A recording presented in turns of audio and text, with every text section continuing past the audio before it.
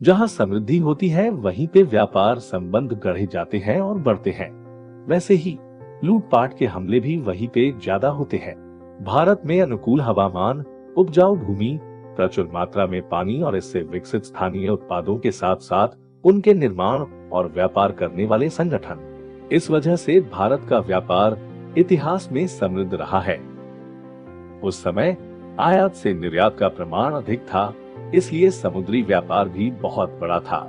निहितार्थ यह है दोस्तों, एक समय में हमारा देश इतना सुभद्र और समृद्ध था कि इसकी समृद्धि को लूटने के लिए कई विदेशियों द्वारा हमला किया गया था और इतिहास में समय समय पर उन्होंने हमारे देश को हर तरह से लूटा था। भारतीय व्यापार से होने वाले भारी लाभ और समृद्धि की कहानियों से प्रेरित यूरोपीय देशों में समुद्र के रास्ते पहुंचने वाला पहला यूरोपीय देश और समुद्र के रास्ते हम पर पहला विदेशी आक्रमण पुर्तगाली आक्रमण था। यहाँ हम पुर्तगाल की उसी लंबी यात्रा के बारे में जानने जा रहे हैं। वैसे ही हम देखेंगे कि वह कितने सालों से और कैसे लगातार भारत पहुंचने की कोशिश कर रहे थे और उससे उनकी दृढ़ता और अटलता को समझने की कोशिश करेंगे। और फिर उन्होंने यहाँ जो दीर्घ साम्राज्य स्थापित किया उसके लिए पोषक बनी हमारी ही गलतियां और इस घटना के दूरगामी भयानक परिणाम जो आगे सारे हिंदुस्तान को भुगतने पड़े, उसकी कहानी यहाँ संक्षेप में प्रस्तुत कर रहे हैं। वह इस इतिहास से सीख लेकर सयाने बनने की दृष्टि से ही। इस सब की शुरुआत होती है पुर्तगाल के प्रिंस हेनरी द नेविगेटर। इसका शासनकाल था 1394 से 1460, जिसने अफ्रीका में क्यूटा बंदरगाह पर पुर्तगाली शासन स्थापित किया और यहाँ उसे अफ्रीका से पूर्व तक भूमि द्वारा होने वाले व्यापार के बारे में, इससे होने वाले भारी लाभ के साथ साथ जायफल, लौंग, दालचीनी जैसे मसालों के बारे में और पूर्व के विशाल बाजारों के बारे में जानकारी मिलनी शुरू हुई। पूर्व में भूमि व्यापार मार्ग पर उस समय अरबों का प्रभुत्व था।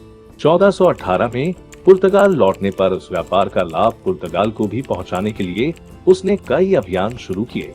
उसकी मृत्यु के बाद 1487 में इसी तरह के एक अभियान में बार्थोलोम्यू डियाज टेम्पेस्ट बुशीर तक पहुंचने में कामयाब रहा। इसी बुशीर का नाम आगे बदलकर केप ऑफ गुड होप कर दिया, क्योंकि उन्हें विश्वास था कि भारत पहुंचने का रास्ता यहीं से मिलेगा। बार्थोलोम्यू डियाज के बाद वास्को द गामा को इस मार्ग को खोजने की जिम्मेदारी दी गई। वास्को द गामा 8 जुलाई 1497 को 120 टन के जहाज सान गैब्रियल पे सवार होकर पुर्तगाली राजधानी लिस्बन के पास बेलिन से रवाना हुआ। काफिले में 3 अन्य जहाजे सान राफे, सान मिगुएल और एक आपूर्ति जहाज भी शामिल थे। इस कारवां के साथ गामा पूर्वी अफ्रीकी तट पर मिलिंदी पहुंचा। अब उसकी यहाँ तक की यात्रा देखी जाए तो वह अफ्रीका के तट पर नजर रखते हुए, तट के साथ साथ यात्रा करते हुए अफ्रीका के ही पूर्वीय तट पर मिलिंदी तक पहुंचा। मतलब यहाँ तक उसने सेफ स्टांस ही रखा था, लेकिन उसे अंदाजा था कि यहाँ से भारत पहुँचने के लिए अब अरब सागर, यानी आपकी जानकारी के लिए इसका हिंदुस्तानी नाम है सिंधु सागर, उसे पार करना पड़ेगा। लेकिन ऐसे अंधेरे में कूदने की उसकी हिम्मत नहीं हो रही थी, क्योंकि उस समय आपको अगर समुद्र के रास्ते से कहीं पहुंचना है तो उस स्थान पर पहुंचने का पूरा मार्ग मालूम होना और साथ ही जाने के लिए उपयोगी हवाओं के बारे में भी जानकार होना भी जरूरी था। अन्यथा उस समय कोई भी अपरिचित समुद्र एक रहस्य होता और उस रास्ते मृत्यु से मिलन की ही अधिक संभावना होती थी। इसलिए थका हुआ और निराश वास्को दी गामा और उसका दल पहुंचने के बाद भारत के मार्ग के बारे में पूछताछ करने लगे। लेकिन यहाँ उसके नसीब से उसकी मुलाकात कांजी नामक एक गुजराती कंडेल से हुई, जिसे ये पूरी जानकारी थी। यहाँ 2 चीजें हैं जो हम आपको बताना चाहेंगे। पहली ये कि वास्को दी गामा का जहाज सान गैब्रियल उस समय यूरोप के सबसे बड़े जहाजों में से एक था, लेकिन इस साधारण भारतीय कांजी के पास जो व्यापारी जहाज था वो वास्को दी गामा के लश्करी जहाज से भी कई ज्यादा गुना बड़ा था। उसका विशाल आकार देख वास्को दी गामा भी चकित रह गया। इसका अर्थ यह हुआ कि उस समय भले ही भारत उत्पादन और व्यापार में अग्रणी था, लेकिन आरमार की कमी के कारण वह अपनी रक्षा करने में असमर्थ था। भले ही घर से सोने का धुआं क्यों न निकलने दो, लेकिन अगर आप इसे सुरक्षित नहीं रख पाएंगे तो वो ऐश्वर्य आपके किसी काम की नहीं रहेगा, मतलब आपके पास रहेगा ही नहीं। यह एक स्वाभाविक बात है। और ऐसे में हमें शांति से कितना भी प्यार क्यों न हो, हमें अपनी और अपनी संपत्ति की रक्षा के लिए परिस्थिति अनुसार आक्रामक रुख अपनाना ही होगा। इस संपत्ति में देश भी आया, ये कहने की आवश्यकता नहीं। और दूसरी बात, ये कांजी 50 सोने के सिक्कों के बदले उसे रास्ता दिखाने को तैयार हो गया।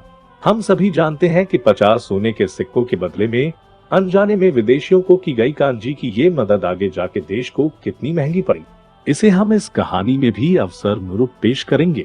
लेकिन यहाँ हम ये बताना चाहते हैं कि हम अपने स्वार्थ के लिए अपने देश को कोई नुकसान तो नहीं पहुंचा रहे हैं ना।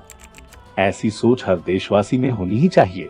आज हम जो उन्नत देशों को देखते हैं, उनकी प्रगति का यह नंबर 1 का कारण है। वास्को द गामा मेलिंदी से निकला और कांजी की मदद से अरब सागर को पार करके 11 मई 1498 को कालिकत के पास कपट के तट पर उतरा। 1418 में शुरू हुई पुर्तगाल की भारत की खोज 1498 में पूरी हुई, यानी कि पूरे 80 साल बाद उन्हें भारत पहुंचने का रास्ता मिल गया था। इस दृढ़ता का श्रेय पुर्तगालियों को देना ही पड़ेगा और देश के लाभ के लिए इस तरह की कठिनाइयों और जोखिमों को उठाने की उनकी इच्छा के लिए और उसे प्राप्त करने के लिए उनकी सफलता और जिद के लिए उन्हें सलाम करना ही पड़ेगा। ऐसी स्वदेश निष्ठा एक बार जो जहन में बैठ गई तो देश हित में जो भी काम होगा उसे अंजाम मिलेगा ही।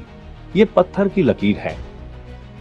तो खाने और प्रशिक्षित सैनिकों से लैस वास्को द गामा के बख्तरबंद काफिले का हिंद महासागर पर उतरना इस दृष्टिकोण को स्थापित करने में एक महत्वपूर्ण घटना थी कि पुर्तगाल के राजा समृद्ध भारतीय समुद्र के और वैकल्पिक रूप से दुनिया के समुद्रों के मालिक है। उस समय भारतीय तट पर किसी राजा के पास इस प्रकार का आरमार नहीं था। इसका एक महत्वपूर्ण कारण उस समय के कठोर जातिवादी समुदाय द्वारा समुद्री यात्रा पर रोक ये भी था। साथियों, जिसने विज्ञान और प्रौद्योगिकी में प्रगति की, उसने दुनिया पर राज किया। इसके उदाहरण इतिहास में कदम दर कदम मिलते हैं। अभी हम जिस कोरोना वायरस से लड़ रहे हैं, वह भी तो उसका ही एक उदाहरण है। चाइना ने इसे विज्ञान की मदद से खोजा और अब वह सभी को अपनी इस ताकत से झुकाने की कोशिश कर रहा है। भले ही वह बुराई के लिए विज्ञान का उपयोग कर रहा हो, लेकिन हमें भी उस पर काबू पाकर जित हासिल करने के लिए भी विज्ञान का उपयोग करके ही उसका सॉल्यूशन ढूंढना होगा। देखो, हमारे हाथों में कोई शस्त्र नहीं है, हम शांति चाहते हैं। ऐसे शत्रु को संत महात्मों की भांति कहने से शत्रु न कभी रुका है और न कभी रुकेगा। उसे चूप बिठाने के लिए उसके हाथ में जो हथियार है, उससे अधिक अद्वितीय हथियार हमारे हाथ में होना चाहिए। इसके लिए साइंस और टेक्नोलॉजी का ही साथ लेना होगा। विज्ञान और तकनीक की शक्ति का वही इस्तेमाल पुर्तगाल ने उस समय किया था। वास्को द गामा का मुख्य जहाज सान गाब्रिएल, जिसमें सवार 20 तोपें और काफिले की अन्य जहाजों की तोपें, कुल मिलाकर कहर बरसाने की जबरदस्त क्षमता, ये इसका ही एक उदाहरण है। साथ ही उन्होंने साथ लाए हुए पापल बुल नामक ईसाई धर्मगुरु के धर्म का प्रसार करने का आदेश एक बुरे भविष्य का संकेत था। साथियों, इस भाग में हमने पुर्तगाल के वास्को द गामा और वैकल्पिक रूप से समुद्र के रास्ते भारत में पहली यूरोपीय विदेशी शक्ति का आगमन देखा। अगले एपिसोड में हम देखेंगे कि हमने ऐसी क्या गलतियां की जिनके कारण उन्हें भारत में मजबूती से पैर जमाने में हमसे ही कैसे मदद मिली और इस घटना ने वैश्विक व्यापार और अर्थव्यवस्था को कैसे प्रभावित किया। ये इतिहास हम डिटेल में समझेंगे। अगर इतिहास समझाने का हमारा यह प्रयास आपको अच्छा लग रहा हो तो हमें ऐसे ही एपिसोड बनाने के लिए प्रोत्साहित करने के लिए ये चैनल जरूर लाइक करें और सब्सक्राइब करें। धन्यवाद। वंदे मातरम।